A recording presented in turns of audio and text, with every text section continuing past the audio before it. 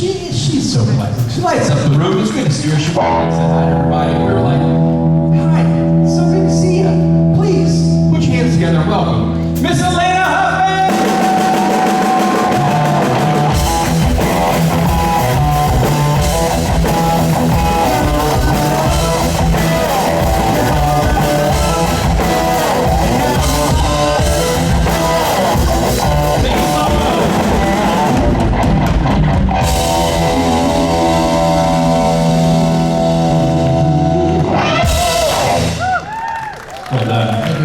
Best way to walk into a room, y'all.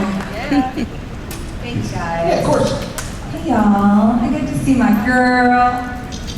And my guy. Hi. Hi. How's it going? So who's actually from Toronto? Notice I said Toronto. Everyone says Toronto. I'm like, oh, no. Yeah. Who's not from Toronto? What's up, y'all? How are you guys? Yeah? It's cold. Everyone's like, it's so hot in there. I'm like, it's cold. Okay. Jump around a little bit. Anybody coming to karaoke tonight? Can't wait. This has been a long time. It's been kind of a bit of a slow year, so I'm glad we're all back. Who was in Boston? Okay. One of us. That's awesome. Well, cool. Well, I will just start with a little intro, and then we can open it up to questions anytime if y'all want to line up, and you guys know the drill. There's mics. So I started my career when I was like 14. I got sort of scouted in a shopping mall, which now I think everything's like online. But I wouldn't even know. People ask me all the time, like, oh, how do you get involved in like acting? Or at that time I was a model, and I'm like, I don't even know. I don't know how you would do it nowadays. I think you just have an Instagram and people discover you or something. But yeah, I was like scouted in a mall, and then I started my career that way, and I kind of started doing a bunch of, I lived in Texas in the late 90s, early 2000s, and I started doing a bunch of movies. And then I moved to Los Angeles and I started doing a bunch of TV. And ironically, I'm from Vancouver. I was born in Vancouver. And I just kept working in Vancouver. So we did a little show there called Supernatural. Yeah, for like forever.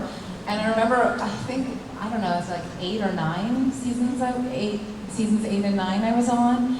And they're like, well, if we go like a 10th season, maybe we'll bring you back. I was like, who's going 10 seasons? Nobody goes 10 seasons. And I had already been on like Smallville, which went 10 seasons. Yeah, that was a fun one. Also shot in Vancouver. We're doing a cruise next week. Anyone going on the cruise? Yep. No? Yeah, it's fun. I think there'll be another one. There is. I think it's the end of last week of July. Tom and Rosie and Erica and yeah, a few of us are going. So yeah, it'll be fun. I'm excited. I'm gonna bring my daughter. And then, what was I saying? Just working in Vancouver. My daughter's on a show actually right now. I can't say the name. It's kind of they haven't announced it yet, but I was telling a few of y'all in my meet and greet. It was so cute because she's like, oh, do you know so-and-so? And she's like, people keep coming up to her, because I've been on so many shows in Vancouver. I know so many of the crew. There's a small community there. And they all work on everything. They're like, are you Alaina's daughter? And she goes, yeah. I'm like, oh, I'm sorry, honey, that must suck. She's like, no, because they like you. She's like, I'm just glad you're a nice person, because if you weren't, that would suck for me. I was like, yeah, that's true. So anyway, hopefully we can announce that soon, but it's been a blessing, so. Let's start. Are we over here? Hi. Hi. My name is Jessie. I'm from Ottawa. What part of Ottawa? I grew up there too. Manatic. Oh, okay. I was in like Stittsville. Do you know Stittsville? Yes. Well, Yeah, my aunt uncle lived there. Okay, yeah. I went there for a while. So I'm a high school librarian. Awesome. So books are a huge part of my life. If Abaddon wrote a book about her life, what would the title be? Goodness. I don't know. She's Make Hell Great Again. I don't know. You know, I love her. I had so much fun with her. She's such a cool character. And I loved like sort of how like brash and badass she was, but I also feel like it was to her detriment.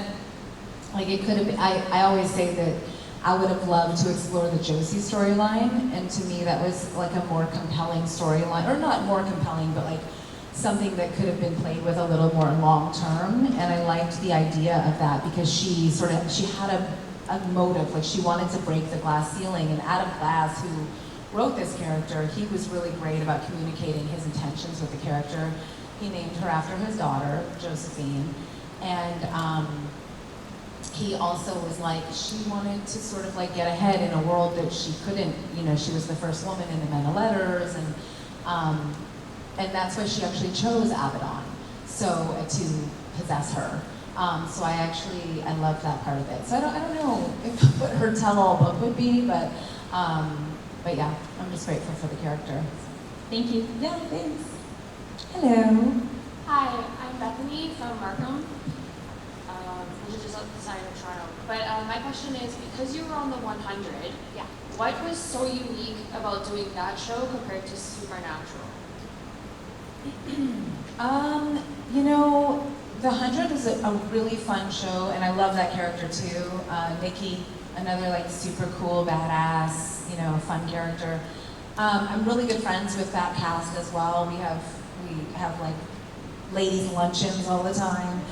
In fact, my daughter Hannah, who's up in Vancouver right now, there was just a group chat yesterday, and they're like, "We're all meeting for lunch. Can Hannah take your place?"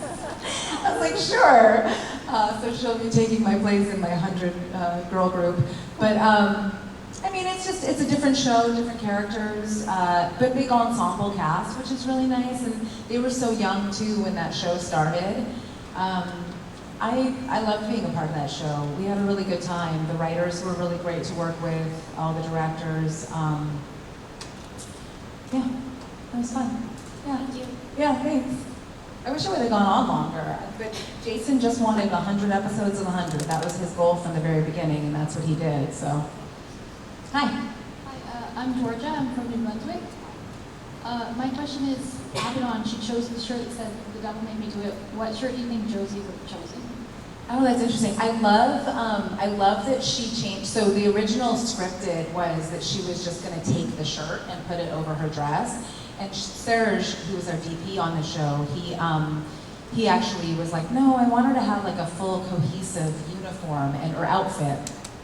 And so he chose that like rockabilly look for her, which I thought was really cool.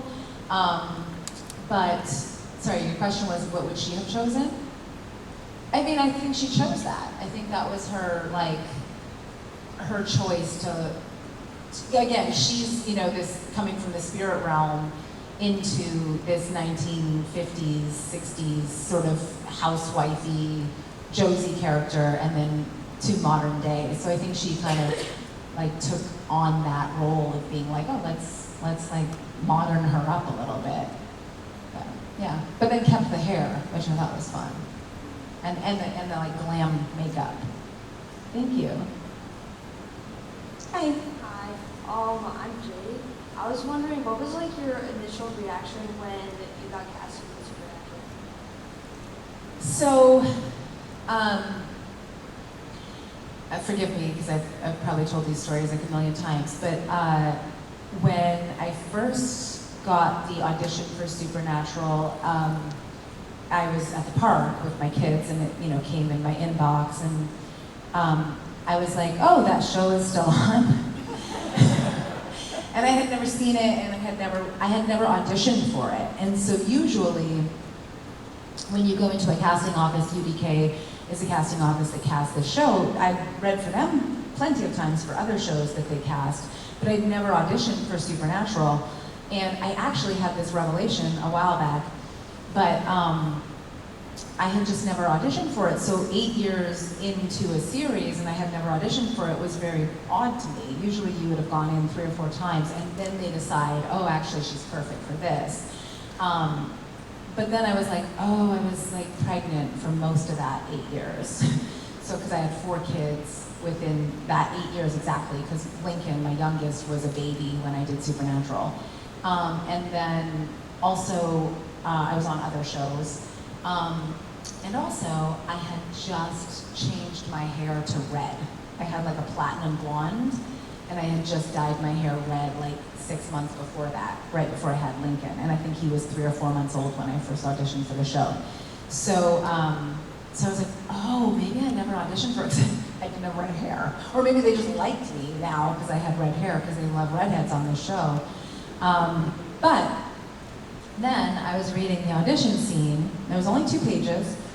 And again, I was at the park with my kids and I'm just like reading over it on my phone.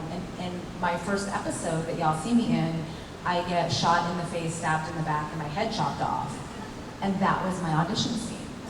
And I was like, this is ridiculous. Like, how do I even do that? And I had no idea how I was even gonna do the audition in terms of like the physicality, because you walk into a room and you're not in costume and you don't have other actors to play with. You're in like a room with like 3 producers and a casting director. And I was the first one in for the role. And I don't know, I just went, like, I was just like really dramatic with it. Like I fell out of my chair and I actually was wearing a skirt and I stepped on my skirt. You know, if you step on your skirt and it like pulls off, and I was like, oh dang, I'm gonna lose my skirt in this thing.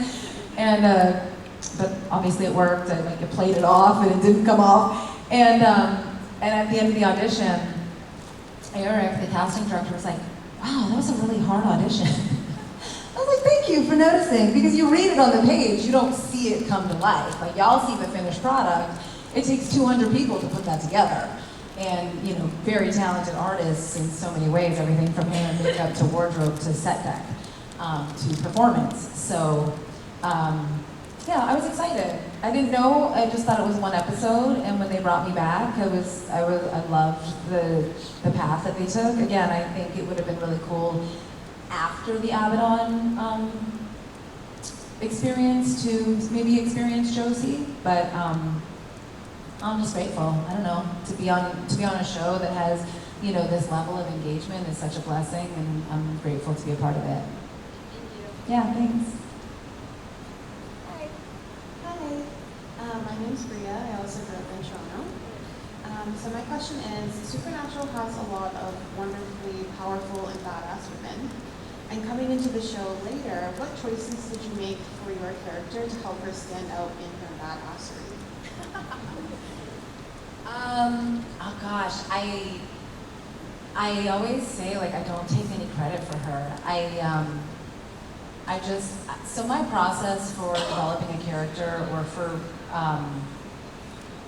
you know, for creating, I guess, a character is, I just like to allow it.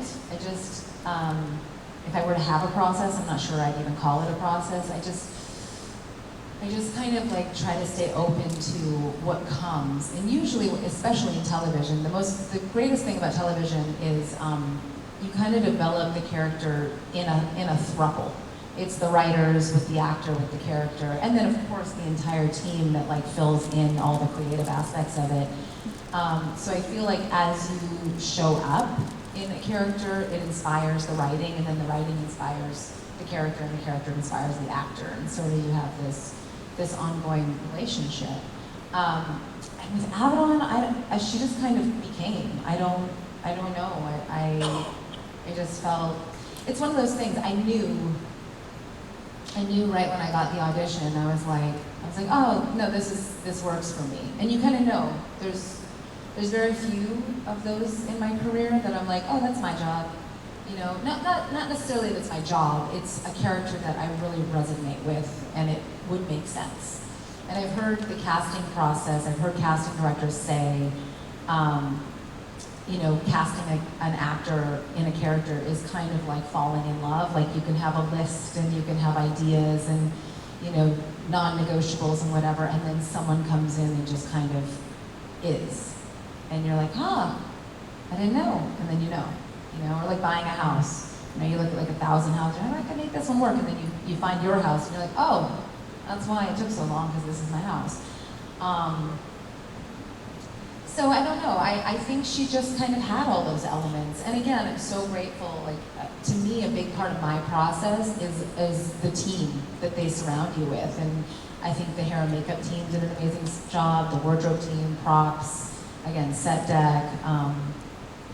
all the other actors. I mean, the guys are incredibly gracious and kind, and we're a pleasure to work with. The directors, the producers. So it's, again, it's so great to be a part of something that's got all the pieces together. Thank you. And it's really hard to do. Yeah, I'm producing a movie right now, and we've had all these like sort of ebbs and flows, and I keep telling my team, I'm like, this is why everybody cries at the Oscars. It's hard to do. It's hard to pull a show like this or a movie across the line. Again, we see it in its completed form, but it's not an easy task. And so at this one point, we had this amazing producer, Lawrence Bender, attached to the movie that I'm producing. He produces all of Quentin Tarantino's movies, and I was like, yes, like it's gonna be smooth sailing. He's like, are you kidding me? Do you know how hard it is for me to fund a Tarantino movie? And you know, he's proven himself over and over and over again. And so, yeah, it's a lot of work. And same thing, I mean, I shadowed Phil Segrisha as a director on Supernatural, and sitting in the tone meetings, sitting in all the creative meetings, like even 14, 15 years into a show, you're still discovering sort of weaknesses and loopholes, and nothing's easy. It's always a process. So, yeah, I'm grateful to be a part of it. Hi. Hi, how are you? My name's Allison. I'm from New York City and the highway in Nova Scotia in Yarmouth. My question is actually my mother's question. She's sitting over there and she's too chicken to get up, so I am doing it for her. Okay, we won't look. We'll call her out. Right, we can call her out a little bit. She's watched the show 8 times, I think. She's the one that's got me hooked on it, so this is her bucket list adventure that we're on. So she would like to know, what do you remember on your first day of set of Supernatural and your last day? Oh, I love that. Gosh. Well, thank you for generational Supernatural watchers. She's 71. I love this. I love this. No, it's so true, because so often, and I've seen it now happen more with this show, but like I was on a show, Stargate, and Stargate. They just pulled the plug on the new one. I'm so sad. Ah, such a great franchise, man. Really, it's short-sighted. But anyways, but same thing, because that show went on for 17 seasons, you had this generational thing, and it was always so cool to see like people, and especially in the universe, we were like, you know, seasons 16 and 17 in the overall arch of it, and you'd have people go like, oh, we watched this together as a family, and back in the day when you had to watch TV on TV, you know, on certain nights, and so now we're seeing this as Supernatural, which is so cool. We've seen people that watch it together. I actually have a 7-year-old son who has only seen Supernatural. Yeah. Because he's 7. Yeah. But he can't wait to watch Supernatural with his mommy and his nana. So it's definitely generational. I love that. I love that. No, it's so special, and we feel really grateful. I feel really blessed. I feel really grateful to be a part, because you're like a part of people's families. It's really cool, and it's like something that brings people together. So I really love that. What was your mother's question again? What do you remember about your first day on set and your last day? Right.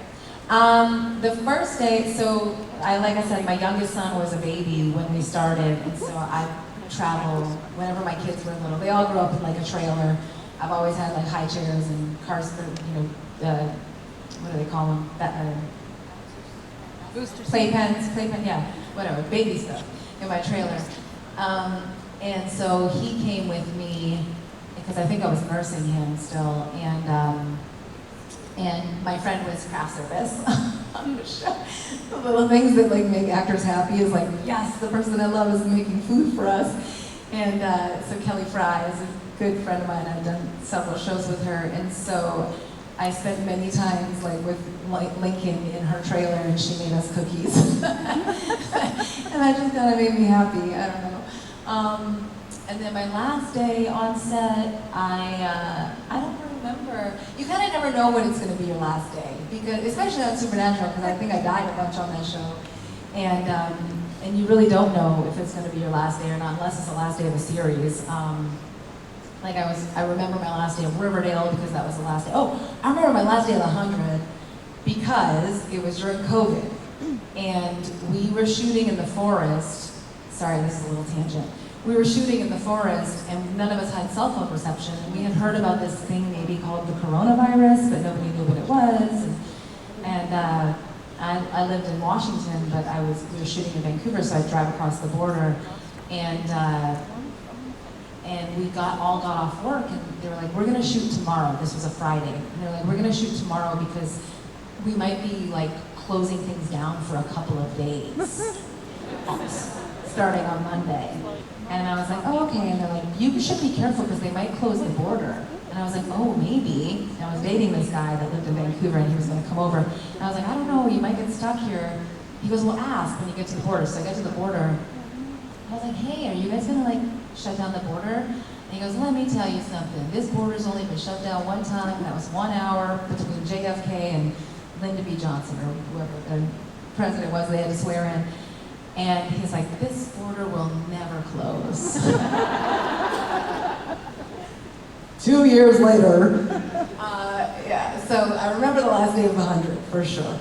I do not remember my last day of Supernatural, because it hasn't ended. We're still here. We have been here, we've been all over the world. Again, it's just a great thing to be a part of. Thank you. I can't wait for your son to watch the show. When he's not, I'm kind of scared of it, to be honest. Sometimes I see little kids that watch the show, I'm like, aren't you scared? Y'all are brave. Hello. Hi, my name is Sarah, and I'm from Meaford, but I live in Toronto. And I was just wondering what your favorite scene to film with a female co-star was, and it can be anything like heartfelt or badass, anything like that. And also, I love you. Oh, thank you. I don't recall working with a woman on Supernatural. Like, I've never thought about that, but I don't think I did. I remember I always thought, so Ruthie's like one of my best friends, and we met obviously through the show, but we never worked together. She was on way after me, or not way after, but after me. And I always thought, oh, it'd be really fun for her and I to like rule hell together. It'd be a challenge just from the camera department, you know, like height differences. But we manage in real life. We have no trouble with our height. So yeah, I don't think I've ever worked with a woman on that show. They always like kind of had one of us at a time. There's plenty of women on the crew, so there's always women around, but yeah, I don't think I ever worked with one. On the 100 though, we have an amazing group of women that I worked with a lot, and then it was funny because Lindsay Morgan, who plays Raven on the 100, we were like arch rivals on the show, and I was at her wedding last year. She's like, who knew Nikki would be at Raven's wedding? But I mean, it's always great to work with other women, just people in general, just great characters. Smallville, I got to work with Chloe, with Allison, which took an interesting turn, as we all know. But yeah, thank you. Yeah. Hello. Hello, my name is Mariana and I'm from Toronto. This is my first ever Supernatural convention. Welcome. And also my first time watching the show, at all. Oh, really? Yes, I'm on season 12 right now. Okay. How did you discover it? Amazon Prime during COVID, actually. Okay. So, nothing to watch, and I'm like, why not? I'll try it out after hearing so much about it in high school. And 15 seasons didn't intimidate you? Not really. I mean, I've watched Pokemon, which is how many seasons? 24 already? Oh, wow. I don't think it was that bad, actually. Smallville, 10 seasons, what's 5 more? Right. Okay, so my question is, if you could have had the show crossover with any other show while you were still on it, which would it have been and why would you choose that show? Oh, interesting.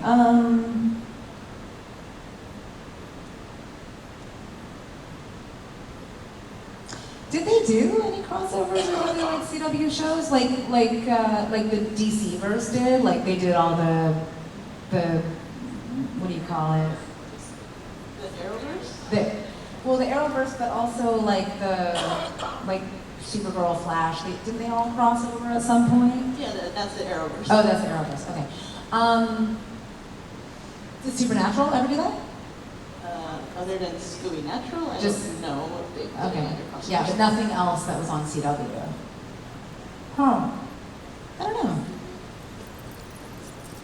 I don't know if there was anything like on the network at the time or other shows that would like make sense with the show, but then again, I'm not a writer, so I think they could make anything work. Did they ever do a musical episode? They did everything, right? And I feel like they did it all. Is there something that you would have liked to have seen? Maybe I would have done Vampire Diaries and Supernatural. Oh, yeah? I've heard a lot of fan fiction and everything, so that would have been cool to actually see how the Winchesters would deal with the Salvatore brothers. Yeah. Yeah. That could be cool. I guess it just comes down to like scheduling conflicts. But creatively, that would be really fun. Did they shoot that in Atlanta? Vampire Diaries? I'm not sure. Or North Carolina? Yeah. I just think the logistics. I'm not sure it would work. There's a lot of flying and schedule conflicts. But yes, creatively, sounds really fun. And there was vampires on Supernatural, right? Yes, there Yeah. are vampires there. But they're different kind of vampires, I think, on Vampire Diaries. Oh. There's different breeds of vampires? I think so. I mean, they walk in the sun with no problem with rings on their fingers or necklaces. Oh, I love it. The power of the imagination. Thank you. Thank you. Hello. Hello, my name's Steve. My question for you was, seen quite a few of the characters you played on shows, and I've remarked to my wife so many times that in one you've got long red hair, then you've got dark hair, brown, black, short cropped blonde hair. I like to change my hair. Well, I get bored. my question was, of all these ones that aren't really something you normally do, which one did you actually thought was really cool when they did you up with it? Like hairstyle wise? Yeah. Oh, they were all just my hair. Like I just get bored. None of those are for characters. Those are all just me. I do think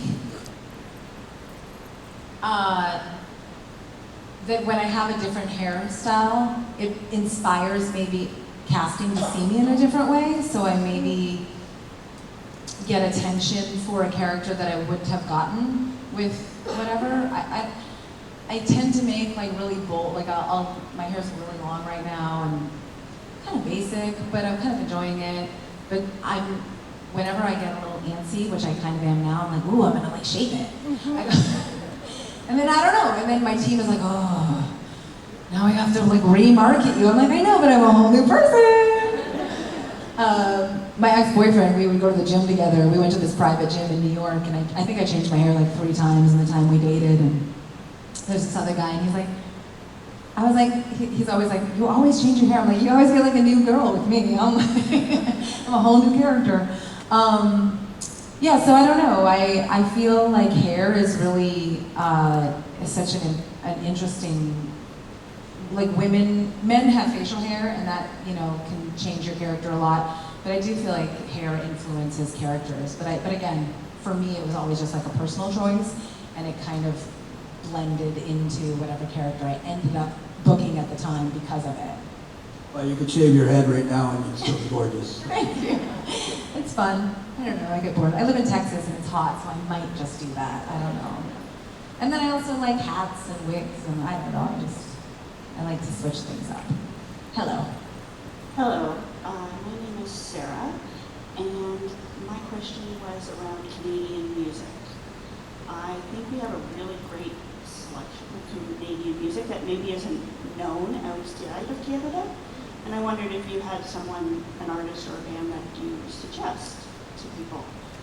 Oh, I'm not very well versed in Canadian music. What is, I mean, I know like the obvious ones, like Celine Dion and Bryan Adams, Alanis Morissette, Justin Bieber, good Canadian boy. But I don't know anybody else. Who do you recommend? Who? Shania Twain. Yeah. Is there anybody like more current? Like that's newish? You don't know? I'm not a newish music person. So who are your favorites? Mine are like Figure 11 or Our Lady Peace, Okay. or going back, The Guess Who. I don't know them. American Woman. Oh yeah, okay, got it. From a Canadian band. That's funny. I don't know, maybe that's gonna be like my new Apple playlist, Canadian artists. There's a probably- lot of good ones out there. Yeah. Playlists. Playlists? Okay, I'll check it out. I'll add some. Thank you. Thank you. Maybe we need more Canadian artists. Hi. Hi, my name is Margot. I live in Buffalo, New York. And my question for you is, if Abaddon would have succeeded and become the Queen of Hell, what do you think would have happened? It would have been great. I don't know why it had to be such a rivalry. Like, why couldn't we have co-ruled?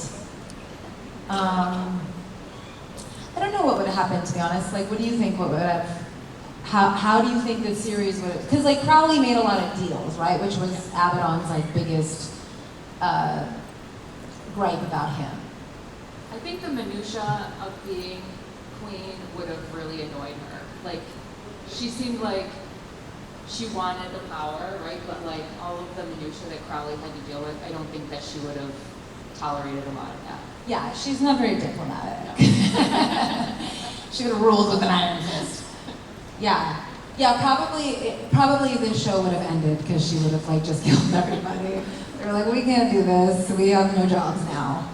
And I don't think that she would have put up with the subversion anything. Right. Yeah.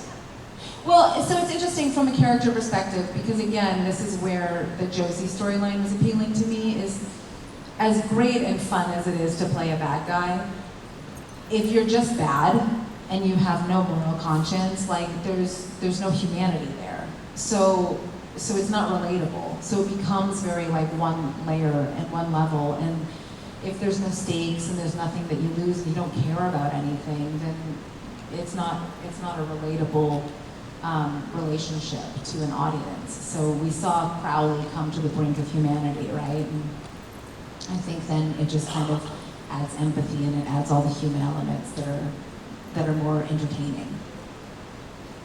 Yeah, thanks. But it would have been fun. It was fun while it lasted. I'm okay with that. Hi. Hi, my name's Allison, and my question is, thinking of both your roles on Supernatural and Smallville and all the stunt work that you got to do, just asking, like, did you always find that like really fun or really challenging, or a bit of both? Yeah, no, I love doing stunts, if and when I'm allowed to. I feel like less now as I'm getting a little older and I'm not like on these sort of younger shows, but I'm always game for, like I'm pretty athletic and so I'm always excited to try. Particularly like weapons. Smallville was really fun in that regard. Like they would just like knock on your trailer and be like, hey, you wanna go throw knives? I'm like, okay, sure. Or fights, you know, I like fights. One of my best friends is a stunt performer and like she's such a badass, and so I really appreciate, you know, great stunts. I do like doing like choreographed fight scenes. I think they're really fun.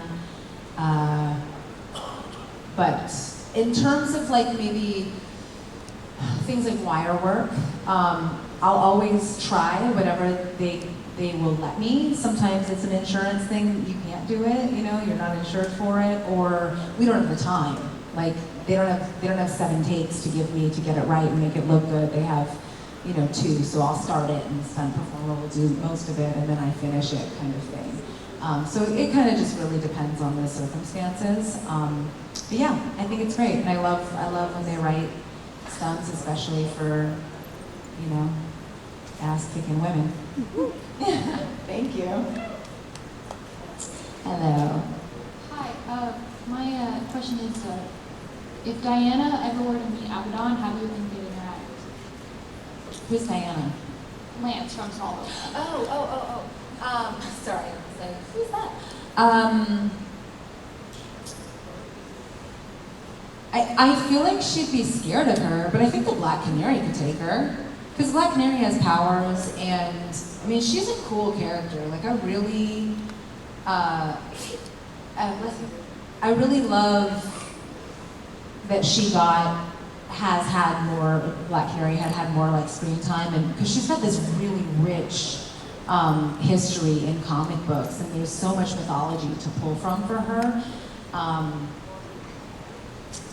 And she's got all these really cool superpowers, but she's also really smart, she's also really physical. Whereas again, Abaddon, I love her to death, but like, she's just brash, she's just kind of a brute. Like, she didn't, there was no grace, there was no, the thing that I love about the Black Canary is she had like this love-sick relationship with the Green Arrow, like low-key toxic, but like relatable. We've all had that kind of crazy love where you're like, I feel a little crazy, and you're like, well, that's kind of what it does to you. And again, relatability that I don't think Abaddon really has, although she was so much fun. So I think, I think they'd respect each other and then probably try to kill each other. Thanks.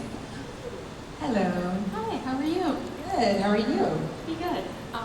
As far as Abaddon and humanity goes, they had, initially when they reconstructed Abaddon's body, they were planning to use her for the rehumanizing ritual. What do you think, how do you think that would have gone? Like, do you think she would have had, do you think Josie would have come back, or do you think it would have been more Abaddon as she was a human 2 million years before? I don't know if she ever was a human. Because like scripturally or like mythologically, I think she's like, I've always read that she's a male spirit. And then I don't know. I think she's just like straight demonic. Hello. Again, to me, I feel like Josie would have been a really cool storyline to explore. So if they could have brought her back, which they could, I mean, they have writers. They're really good at their jobs. That would have been really fun. Thank you. Yeah, thanks. It has been so fun hosting the podcast with Rob Benedict, Supernatural, then and now getting to watch your episodes. Which I think we're texting you every time we watch. We're like, oh my God. And you've been on the podcast, obviously, but it's been so fun watching Abaddon's whole origin story and arc. I mean, there's just so much. Honestly, you're in a ton more episodes than I thought you were in, because I never watched the dumb show. So now I'm watching it, and I'm realizing, I always knew you were great, because I love you as an actress, and we worked together at Kings of Con, and I've seen some of your Supernatural stuff, but not all in order with the whole story. Yeah, it's a big impact player, man. And I know this is the kind of thing that makes you want to go leap in front of a train when I say this. But I wish they had kept that storyline going. Same. For the desk of the obvious, but you know what I mean? Like, because I think that rivalry between you and Shepard was so well developed and so cool. Yeah. And Abaddon was such a strong character. Well, and it was fun for us personally, because Mark and I have been friends for years. Like, we knew each other years before the show. And so it was always it's always fun, right? When you get to go play with your friend in a different way. Yeah. But I told this on your podcast, but I have a little humble brag, y'all. One day I walk into the green room and Jim Beaver is across the room, and I'm like, hey buddy, and he's like, you. And I was like, what? He's like, oh, you're bad.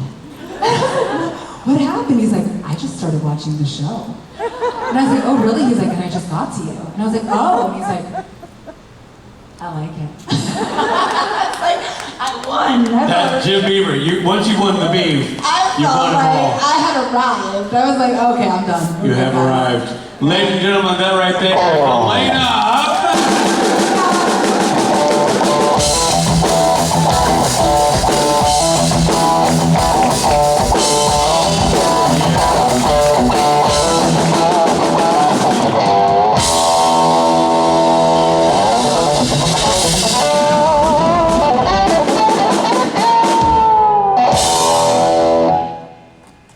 Hey, let's give it up for Michael Borja on the no bass. Was that just, so I didn't hear anything coming from, what happened? Mike, play your bass. Hey, there it is. Why didn't you play it during the song? Because Mike was trying to go on a theme. He had forgotten his bass when we came up here originally. Then he brought it, but he felt bad about bringing it, so he just decided he wasn't going to turn the volume up. That's interesting. Yeah. It's also interesting, I saw a post from Loudon Swain during lunch. Toronto bass player needed. Yeah. Hiring immediately. Dial Tryouts are about an hour. 555. Yeah. Tryouts Learn these songs for tomorrow night. Yeah. If you can play bass. It's always a treat to watch Mike screw up internationally because it's nice to know he doesn't just do it at home. Nope. He brings that crap act across the border. Yep. Our next performer is a crap act. He was chiseled from